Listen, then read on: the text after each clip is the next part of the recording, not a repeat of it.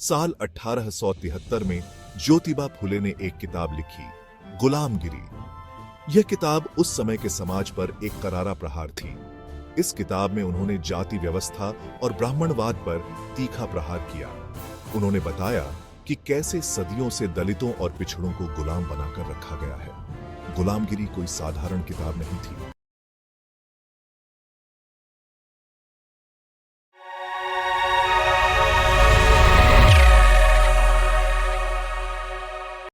आइए जानते हैं महात्मा ज्योतिबा फुले के इस सफर को। गुलामगिरी। ज्योतिराव और ढोंडेराव। परिच्छेद 13। तहसीलदार, कलेक्टर, रेवेन्यू, जज और इंजीनियरिंग विभाग के ब्राह्मण कर्मचारी आदि के संबंध में। तात, इसका मतलब यह हुआ कि ब्राह्मण लोग मामलेदार आदि होने की वजह से वे लोग अनपढ़, अज्ञानी शूद्रों को नुकसान पहुंचाते हैं। आज तक जो भी ब्राह्मण मामलेदार हुए हैं, उनमें से कई मामलेदार अपनी बुरी करतूतों की वजह से सरकार की नज़र में अपराधी सिद्ध हुए हैं और सजा पाने के काबिल हुए हैं। वे ब्राह्मण मामलेदार अपना काम करते समय इतनी दुष्टता से बर्ताव करते थे और गरीब लोगों पर इतना अमानवीय जुल्म करते थे कि उन दास्तानों का एक ग्रंथ लिखा जा सकता है।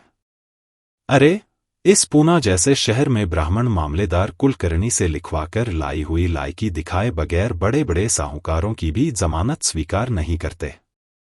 फिर वहां गरीबों के प्रति हमदर्दी, अपनापन कौन दिखाएगा? अरे, ये कुलकर्णी लोग लायकी का प्रमाण पत्र देते समय अपना चक्कर चलाते होंगे या नहीं? उसी प्रकार इस शहर की म्यूनिसिपालिटी किसी मकान मालिक को उसके पुराने मकान की जगह पर नया घूर बांधने की तब तक अनुमति नहीं देती जब तक ब्राह्मण मामलेदार द्वारा उस नगर के कुलकर्णियों का अभिप्राय देख नहीं लेते। अरे, उस कुलकर्णी के पास उस नगर का नक्शा होने के बावजूद भी, जिसमें कुल सभी नए खरीदी करने वालों के नाम मिलाकर के हर साल उसकी एक नकल मामलेदार के दफ्तर में लिखवाने के लिए रखने का कोई रिवाज ही नहीं है और न कोई कारण भी। फिर उस जगह के संबंध में कुलकर्णी का अभिप्राय आवश्यक और सच है, यह कैसे मानना चाहिए? इन तमाम बातों से इस तरह की शंका पैदा होती है कि ब्राह्मण मामलेदारों ने अपनी जाति के कलम कसाईयों का कुछ हित होना चाहिए, इसलिए उन्होंने इस व्यवस्था को बरकरार रखा होगा। इससे तुम ही सोच कर देखो कि जहां यूरोपियन लोगों की बस्तियों के करीब पूना जैसे शहर में ब्राह्मण मामलेदार यदि इस प्रकार की बेपरवाही से अपने जाति के कलमसाइयों की रोटी पकाते हैं, तब गांव खेड़ों में उनका कितना जबरदस्त जुल्म रहता होगा। यदि इस बात को हम लोग सच न माने तो हम अधिकांश देहातों के अज्ञानी अनपढ़ शूद्रों के समूह अपने बगल में अपने कपड़े लत्ते दबाकर ब्राह्मण कर्मचारियों के नाम से चिल्लाते हुए घूमते दिखाई देते हैं। क्या यह सब झूठ है? इन्हीं लोगों में से कुछ लोग कहते हैं कि ब्राह्मण कुलकर्णी की वजह से ही ब्राह्मण मामलेदार ने मेरा निवेदन समय पर स्वीकार नहीं किया, इसीलिए प्रतिवादी ने मेरे पक्ष के सभी गवाह बदल दिए और मेरी ही जमानत करवाई गई। कुछ लोग कहते हैं कि ब्राह्मण मामलेदार ने मेरी अर्जी ले ली और कुछ समय के लिए उसने मेरी अर्जी को ने अंदर ही अंदर दबा करके रख दिया और मेरे प्रतिवादी का अर्ज दूसरे दिन लेकर उसकी ओर से मेरे चल रहे काम से मुझे उजाड़ दिया और इस तरह उसने मुझे भिखारी बना दिया। कोई कहता है कि ब्राह्मण मामलेदार ने मैं जैसा बोल रहा था उस प्रकार से जबानी लिखी ही नहीं और बाद में उसी जबानी से मेरे सारे झगड़े का इस तरह खाना खराब कर दिया कि अब मैं पागल होने की स्थिति में पहुंच गया हूं। कोई कहता है कि मेरे प्रतिवादी ब्राह्मण मामलेदार की सलाह पर मेरे अच्छी तरह चल रहे काम को बंद करवा दिया और उसने मेरे खेत में अपना हल जोतने का काम शुरू करते ही मैं उस ब्राह्मण मामलेदार के पास जा पहुंचा और मैंने उसको बड़ी नम्रता से भूमि को स्पर्श करके प्रणाम किया और उससे एक शब्द भी न बोलते हुए मैंने केवल उसके हाथ में अपनी अर्जी दे दी और मैं तुरंत 4-5 कदम पीछे हट गया। मैं उसके सामने अपने दोनों हाथ जोड़कर बड़े ही दीन दुखी भाव में कांपते हुए खड़ा रहा। फिर कुछ ही देर में उस दुष्ट ने मेरी ओर ऊपर नीचे देखकर झट से उस अर्ज को मेरी ओर फेंक दिया और यह कारण दिखाकर कि मैंने कोर्ट का अपमान किया है, उसने मुझे ही दंडित किया। लेकिन उस दंड राशि को देने की मेरी क्षमता नहीं होने की वजह से मुझे कुछ दिन के लिए जेल में बंद रहना पड़ा। इधर प्रतिवादी ने बोने के लिए तैयार किए हुए मेरे खेत में अपना अनाज बो दिया और उस खेत को अपने अधिकार में ले लिया, जिसकी वजह से मैंने बाद में कलेक्टर साहब को 2-3 अर्जी किए और उनको हर बात से सूचित किया, लेकिन मेरी सभी अर्जियां वहां के ब्राह्मण क्लर्क ने कहाँ दबाकर रख दी, कुछ पता ही नहीं चल रहा है। अब इसका क्या किया जा सकता है? कोई कहता है कि ब्राह्मण क्लर्क ने मेरा अर्ज कलेक्टर को पढ़कर दिखाते समय वहां की मुख्य बातों को हटाकर के उसकी ओर से ब्राह्मण मामलेदार ने दिया हुआ निकाल जस का तस रखवा दिया। कोई कहता है कि मेरी अर्जी के आधार पर कलेक्टर ने मौखिक रूप में जो बातें लिखने के लिए उस ब्राह्मण क्लर्क को कहा था, उसने कलेक्टर के बताए आदेश के विरुद्ध आर्डर लिखा, लेकिन उस आर्डर को कलेक्टर के सामने पढ़ते समय उसने कलेक्टर के बताए अनुसार ही बराबर पढ़कर सुना दिया और फिर उस निकाल पत्र पर उसके हस्ताक्षर लेकर, वह निकाल पत्र जब मुझे मामलेदार के द्वारा प्राप्त हुआ तब उस पत्र को देखकर मैं अपने माथे पर हाथ देकर ही रह गया और मैंने मन ही मन में कहा कि ये ब्राह्मण कर्मचारी, तुम लोग अपना लक्ष्य पूरा किए बगैर चुप नहीं रह सकते। कोई कहता है कि तब मेरी कलेक्टर साहब के पास कुछ भी सुनवाई नहीं हुई, तब मैंने रेवेन्यू साहब की ओर 2-3 अर्जी भेज दिया, लेकिन मेरी वह सभी अर्जियां वहां के ब्राह्मण क्लर्क लोगों ने कोशिश करके फिर उस साहब की ओर से पुनः कलेक्टर के ही अभिप्राय के लिए लौटा दिए।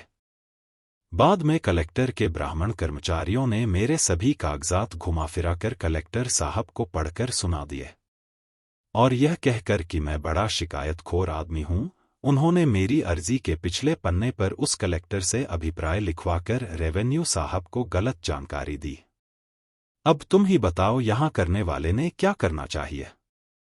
कोई कहता है कि जज साहब ने मेरी सुनवाई शुरू होते ही और उसके अटर्नी द्वारा बीच में ही मुंह मारने की वजह से जज साहब कहने लगा, चुप रहो, बीच में मत बोलो।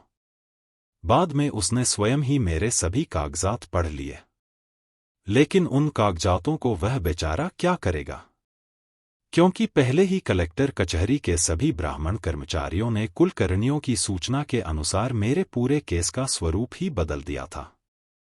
कोई कहता है कि आज तक सभी ब्राह्मण कर्मचारियों के देव पूजा के कमरे मंत्रोच्चारों के अनुसार उनके घर भरते भरते हमारे घर उजड़ गए, बर्बाद हो गए, हमारे खेत नीलाम हो गए, हमारी जमीन जायदाद गई, हमारा अनाज गया, हमारा अनाज से भरा बारदाना लुट गया, हमारे घर की हर चीज लुट गई और हमारे बीवी बच्चों के बदन पर सोने का फूटा हुआ एक मनी भी नहीं रहा।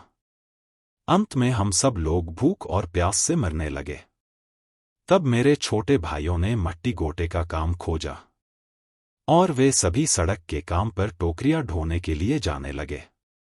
वहां भी सभी ब्राह्मण कर्मचारी किसी काम को हाथ नहीं लगाते थे, केवल हर दिन सुबह और शाम को एक बार काम पर जाकर हाजिरी लेते थे।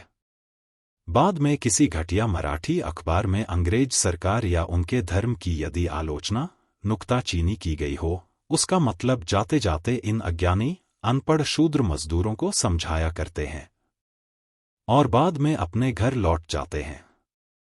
और सरकार भी ऐसे घटिया लोगों को मेहनत करने वाले मजदूरों से भी ज्यादा डबल तनख्वाह देती है। फिर भी किसी मजदूर ने तनख्वाह मजदूरी लेने के बाद उस ब्राह्मण कर्मचारी के हाथ पर कुछ रुपया पैसा रख दिया तब तो कोई बात नहीं, लेकिन यदि उसने उसके हाथ पर कुछ भी रुपया पैसा न छोड़ा तब तो उसकी खैर नहीं। वह ब्राह्मण कर्मचारी दूसरे दिन से ही अपने से बड़े साहब को उस मजदूर के बारे में गलत सलत बातें बताकर के उस मजदूर के नागे लगाए जाते हैं।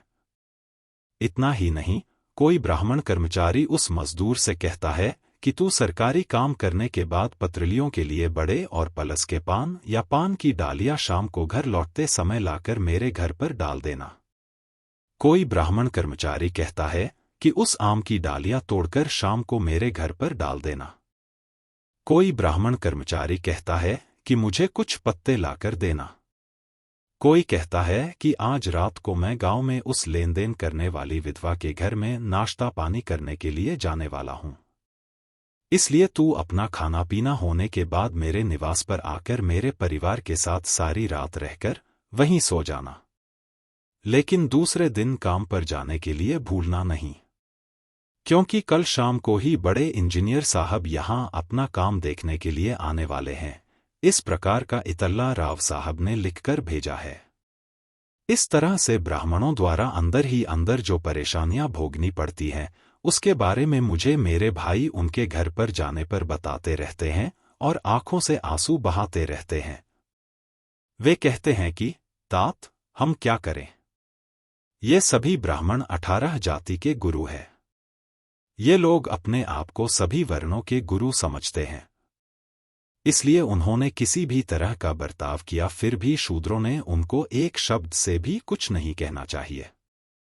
शूद्रों को उनकी नुक्ताचीनी नहीं करनी चाहिए, यह अधिकार उनको नहीं है, यही अपने धर्मशास्त्रों का कहना है। धर्मशास्त्र कुछ भी कहे, लेकिन हमारे पास इस मर्ज का कोई इलाज नहीं है, वरना मैं कब से अंग्रेजी बोलना सीख गया होता।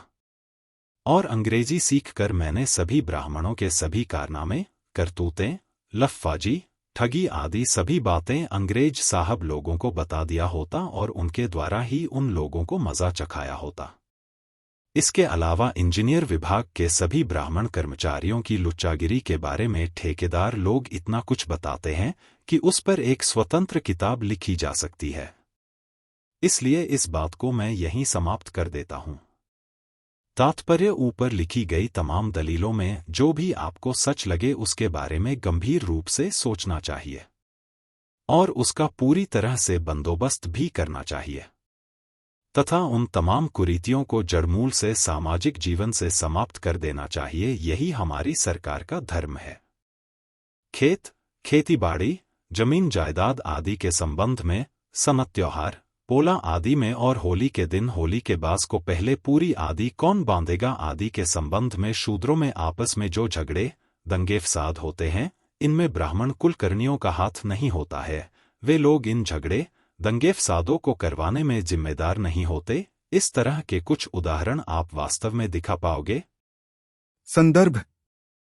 इसके बारे में इस किताब में अंत में इंजीनियर विभाग पर जो पवाड़ा लिखा गया है उसको पढ़िए। अगर आपको ये वीडियो पसंद आया हो तो प्लीज लाइक करें।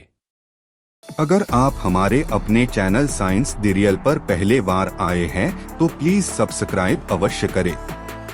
धन्यवाद।